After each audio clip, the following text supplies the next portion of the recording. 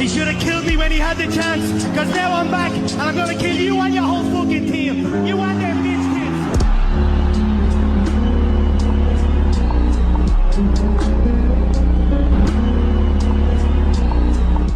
सो finally Chelsea ने Enzo Fernandez को sign कर लिया है बेनफिका से. Finally just an hour before the deadline Chelsea made it. Boehly and Eghbali made it.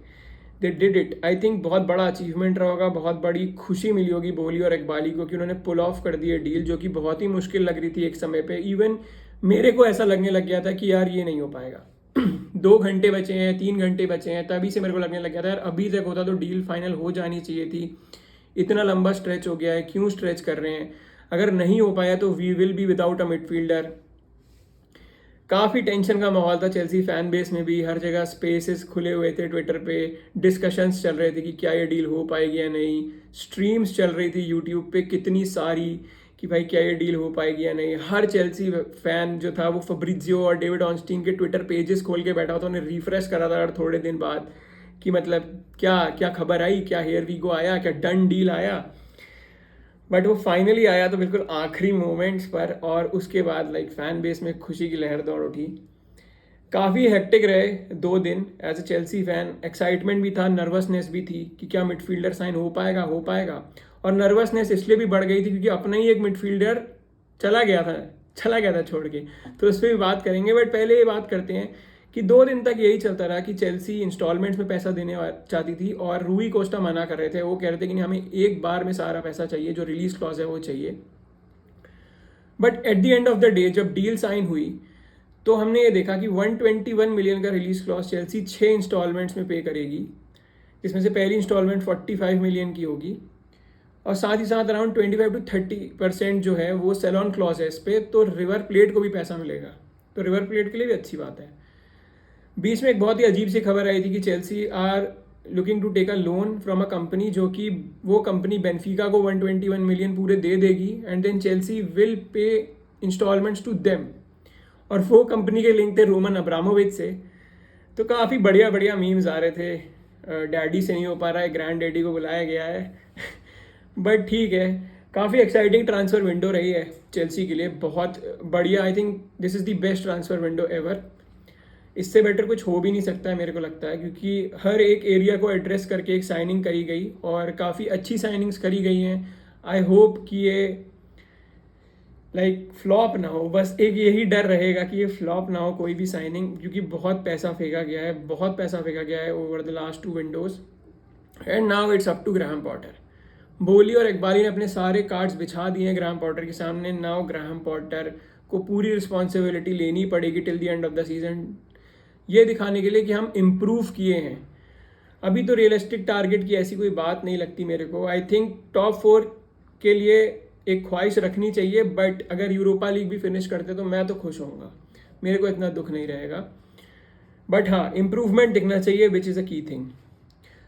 फिर वही मूव करते हैं जॉर्जिनियो पर. जॉर्जिनियो भैया हमारे most consistent midfielder, rarely injured होते थे, हमेशा खेले, क्या नहीं जीते वो. Europa league, champions league, club world cup, super cup, फिर इटली के साथ यूरो भी इसी दौरान पे जीते वो.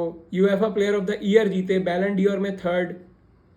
मैं उनका बिगेस्ट फैन नहीं हूँ, I am not is biggest fan, but ठीक है, he was there and literally काफ़ी इंपॉर्टेंट पार्ट प्ले किया उन्होंने लास्ट काफ़ी टाइम से चेल्सी की सक्सेस में. तो थैंक्स टू हिम. और ये न्यूज़ भी एक सरप्राइज़ की तरह आई थी, लाइक कोई लिंक नहीं था कहीं भी. 2-3 साल पहले एक बार आर्टेटा ने बोला था कि वो जॉर्जिनियो को एडमायर करते हैं, बट कहीं भी कोई खबर नहीं थी. जॉर्जिनियो का था कि कॉन्ट्रैक्ट डिस्कशन तो नहीं हो रहा है, तो he will leave for free in the summer. But suddenly 30th को ये न्यूज़ आती है कि आर्सेनल इंक्वायरी करी है जॉर्जिनियो के लिए एंड चेल्सी कंसिडर कर रही है ये. बट यही था कि चेल्सी क्या प्राइस रखेगी.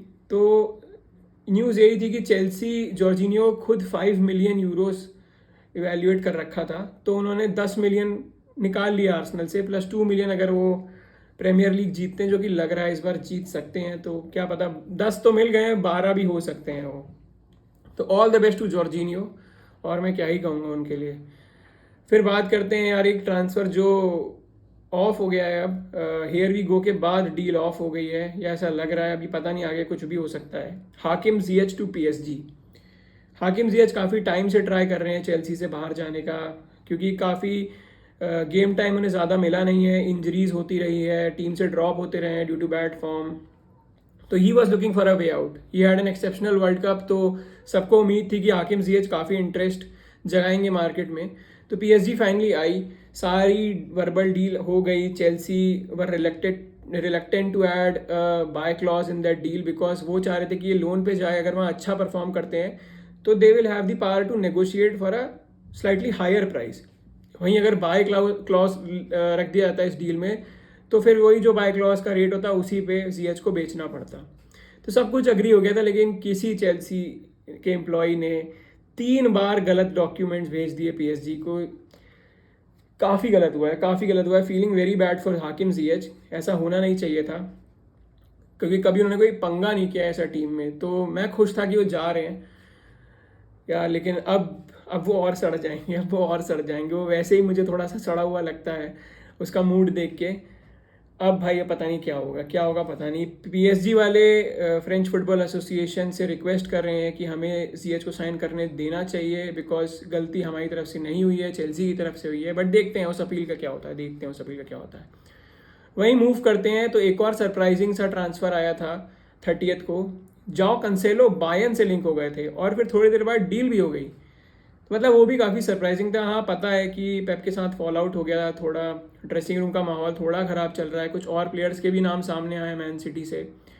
बट ठीक है, इससे दिखता है कि जो मैन सिटी बोर्ड है वो पेप के डिसीजंस को बैक करती है। पेप ने बोला हाँ ठीक है, इसको जाने दो, मेरे को नहीं चाहिए, मैं संभाल लूँगा, एंड उन्होंने वही किया। तो ये काफ़ी अच्छी चीज़ है, when you are backing the manager to this level, कि आप उनके वर्ड की कितनी इज्जत रख रहे हो। तो काफ़ी स्ट्रेंज ट्रांसफ़र था। हाँ, क्योंकि बायर्न को भी राइट बैक की ज़रूरत थी, पवार्ड भी जाने वाले हैं और इंजरी रहती है उनको, और माजरूई भी इंजर्ड हैं, तो जाओ कैंसेलो का एडिशन काफ़ी सही रहेगा उनके लिए। वहीं कल अगर बात करें मैनचेस्टर यूनाइटेड की, तो उनको न्यूज़ आई थी कि क्रिश्चियन एरिक्सन इंजर्ड हो गए and will not be taking part in the league until May. तो ऑलमोस्ट तब तक लीग ख़त्म होने की बात हो जाएगी। तो एरिक टेन हाग ने बोला था कि डेडलाइन डे पर किसी को साइन करना बहुत मुश्किल रहेगा, हमें अपने स्क्वाड से ही काम चलाना पड़ेगा। बट समहाउ मार्सेल सेबिट्जर मार्केट में आ गए, और बायर्न के टेक्निकल डायरेक्टर ने यूनाइटेड और चेल्सी दोनों को कॉन्टैक्ट किया, बिकॉज दोनों को मिडफील्ड की ज़रूरत थी। चेल्सी क्योंकि एंजो की डील में बिजी थी, उन्होंने ज़्यादा इस पर ध्यान नहीं दिया, और यूनाइटेड ने काफ़ी जल्दी अपना काम करके मार्सेल सेबिट्जर को साइन कर लिया on loan with an option to buy. Sabitzer काफ़ी अच्छे प्लेयर हैं। मैंने उनको RB लाइप्जिग में जब हम वर्नर खरीद रहे थे तब उनकी वीडियोस देखी थी मैंने, बिकॉज उनका लिंकअप वर्नर के साथ काफ़ी बढ़िया था। तो I think he will do good at United, क्योंकि एरिक्सन टाइप के ही प्लेयर हैं, मिडफील्ड में सारी पोजीशंस खेल लेते हैं, विच इज़ अ प्लस। तो let's see how it goes. फिर वहीं बात करें पेड्रो पोरो की, तो पेड्रो पोरो के साथ भी काफ़ी कुछ हुआ। मतलब पेड्रो पोरो की डील डन हो गई, वो पहुंच गए अपने डॉक्यूमेंट्स वगैरह साइन करने, और डॉक्यूमेंट साइन करने से पहले स्पोर्टिंग ने अपने पेमेंट टर्म्स को चेंज कर दिया, और वहीं पे लगा एक समय कि यार स्पर्स ने फिर से स्पर्स जैसी हरकत कर दी और डील ऑफ होते हुए दिख गई। बट स्पर्स ने पैनिक नहीं किया, वो वापस गए, उन्होंने वापस सब कुछ सॉर्ट आउट किया, and eight the end of the day Pedro Porro is now a Spurs player. और उसी के चलते मैट डोहर्टी जो कि राइट बैक हैं थे, मतलब स्पर्स के, उनका कॉन्ट्रैक्ट टर्मिनेट किया स्पर्स ने, and he joined Atletico Madrid. तो वो सेकंड इंग्लिश ओरिजिन के स्पर्स राइट बैक बने जो एटलेटिको मैड्रिड को ज्वाइन कर रहे हैं आफ्टर कीरन ट्रिपियर। वहीं बात करें नॉटिंघम फॉरेस्ट की, तो एक ही क्लब है जो चेल्सी को चैलेंज कर रहा है सबसे ज़्यादा ट्रांसफर्स करने में, तो वो है नॉटिंघम फॉरेस्ट। उन्होंने समर विंडो में भी काफ़ी सारे ट्रांसफर्स किए, I mean more than Chelsea, और अभी भी उन्होंने काफ़ी सारे ट्रांसफ़र किए। कल उन्होंने एक तो केलॉर नावास को लोन पे ले आए हैं वो PSG से, काफ़ी बड़ा प्लेयर प्रीमियर लीग आते हुए। अब देखने को मिलेगा कि क्या डीन हेंडरसन स्टार्ट करते हैं जो कि इतनी अच्छी फॉर्म में नॉटिंघम फॉरेस्ट के लिए, या केलॉर नावास स्टार्ट करेंगे। दोनों ही लोन पे हैं, तो देखा जाएगा कौन स्टार्ट करता है कौन नहीं। वहीं उन्होंने शायद फेलिपे को भी साइन किया है एटलेटिको मैड्रिड से, जो कि सेंटर बैक हैं, ब्राज़ीलियन सेंटर बैक। तो नॉटिंघम फॉरेस्ट भी काफ़ी अपनी टीम को रीइंफोर्स कर रही है to stay in the Premier League, और लग भी रहा है शायद रह जाए प्रीमियर लीग में, शायद।